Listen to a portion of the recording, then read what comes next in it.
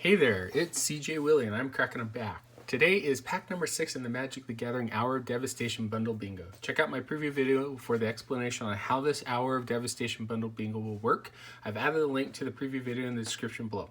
So as a reminder, I am going to be looking at these cards from a very casual Magic the Gathering player point of view. I've got my remaining 5 packs, so we're going to be doing pack number 6 today.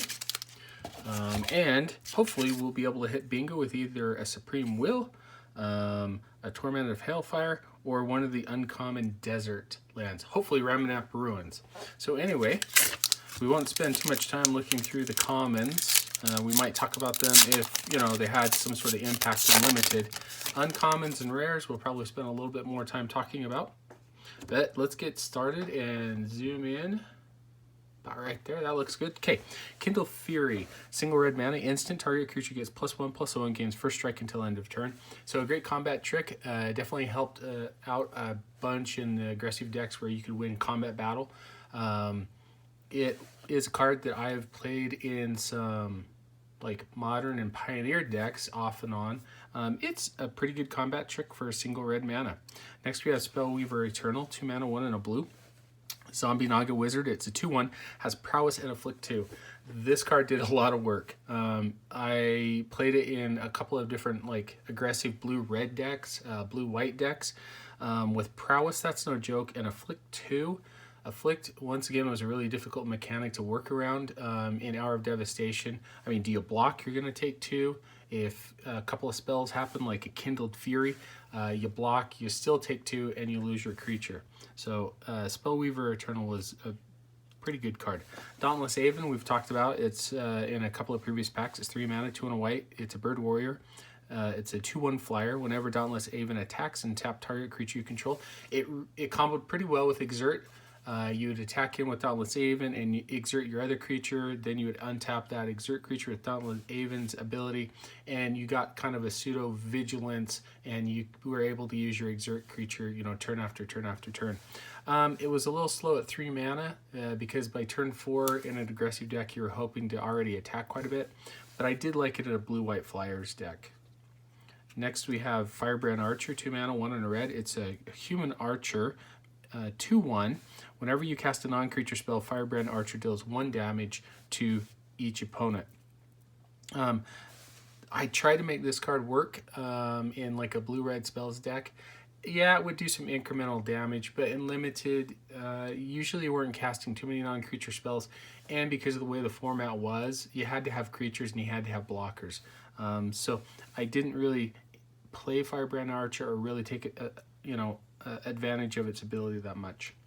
Next we have Ambuscade for 3 mana, 2 and a green. It's an instant, target creature you control gets +1/+0 until end of turn. It deals damage equal to its power to target creature an opponent controls. Ambuscade is an awesome card. Really loved it. It's a one-sided fight, or if you will, a bite. And the cool thing is it would give your creature, maybe it was a smaller creature, maybe it was like, let's see, Spellweaver Eternal. You target it. It has prowess, so it'd get an extra +1/+1, and then a +1/+0 with Ambuscade. All of a sudden, the Spellweaver Eternal can take out a bomb. Ambuscade was a great card. I used it in a standard deck at the time. It was a blue-green beater deck. Fantastic. And limited, it was a great card as well. Next, we have Carrion Screecher, 4 mana, 3 and a black. It's a 3/1 flyer, zombie bird. So this was very, very slow in black decks. It's 1 toughness, made it vulnerable to a lot of, -1, -1 counters. It was gone. I did not like Carrion Screecher. I didn't play it. Even in limited, it was just too weak of a card. Feral Prowler, 2 mana, 1 and a green. It's a cat. It's a 1/3. When Feral Prowler dies, draw a card. So this had kind of a weird sort of tension to it. It was really hard to have this creature die. It was a pretty good blocker against the aggressive decks, but with a 3/, you really had to do some work to get it to die and then get a card from it. I tried it in a couple of different limited decks. It just didn't make sense in a green monster beefy deck, and in green-white it didn't fit, and in green and red it didn't fit. It was just kind of a weird card, and there was a couple of times I drew a card, but not as often as I thought I would. It was kind of a trap more often than not. Desert of the Indomitable. It's a land desert. Desert of the Indomitable enters the battlefield tapped. You can tap to add green to your mana pool. You can cycle it for 1 and a green. These common lands are great. I've talked about them in previous packs. Turn 1, you could play it tapped. Maybe even turn 2, you could play it tapped. Didn't really matter. Later in the game, if you didn't need a land, you could cycle it and get a card out of it. I really like the common cycle lands. I thought that they were well done. Graven Abomination, 3 generic mana, artifact creature horror. It's a 3/1. Whenever Graven Abomination attacks, exile target card from defending player's graveyard. So this did have a little bit of value to it. If you're playing against a deck that featured Embalm or Eternalize, you're able to attack and get rid of that card. With a 1 toughness, it died to a lot of creatures, so you're really only exiling 1 card. If it was 2 generic mana, this card would be, I think, quite a bit more playable, but I think that might be pushing the boundaries with its ability as well. Next we have Striped Riverwinder, 7 mana, 6 and a blue. It's hexproof. It's a 5/5, and you can cycle it for a single blue mana. This card was good if you could survive to turn 7 to play it. More often than not, in decks that I played, I just cycled it. Because I needed to draw into another blocker, I needed to draw into a kill spell, or some sort of, lockdown spell that blue has, like, Unquenchable Thirst. It was really hard to get to 7 mana because of the way, once again, the format was so fast. But Striped Riverwinder, if you did get it down and it had hexproof, it did some work. Okay, our first uncommon. All right, we have bingo. So we got one of the uncommon painlands, as I call them. This one's Hashep Oasis. You can tap it to add a colorless to your mana pool. You can pay 1 life and add green to your mana pool, thus the painland effect. And then you can pay 1 generic and 2 green, tap it, sacrifice a desert, doesn't have to be itself, just a desert. Target creature gets +3/+3 until end of turn. Activate this ability only anytime you can cast a sorcery. So this is one of the uncommon cycles that was okay. I don't know that I liked it too much. Sorcery speed was really rough, but I get it because you want it to be a more offensive card. And so being able to play it on offense and buff one of your creatures is a pretty good ability. So bingo, that is awesome. We've finally reached bingo. I don't think that we're going to get blackout, but it would be cool if we could get it. Next we have Banewhip Punisher, 3 mana, 2 and a black. It's a human warrior at 2/2. When Banewhip Punisher enters the battlefield, you may put a -1/-1 counter on target creature. You can pay a swamp, sacrifice Banewhip Punisher, destroy target creature that has a -1/-1 counter on it.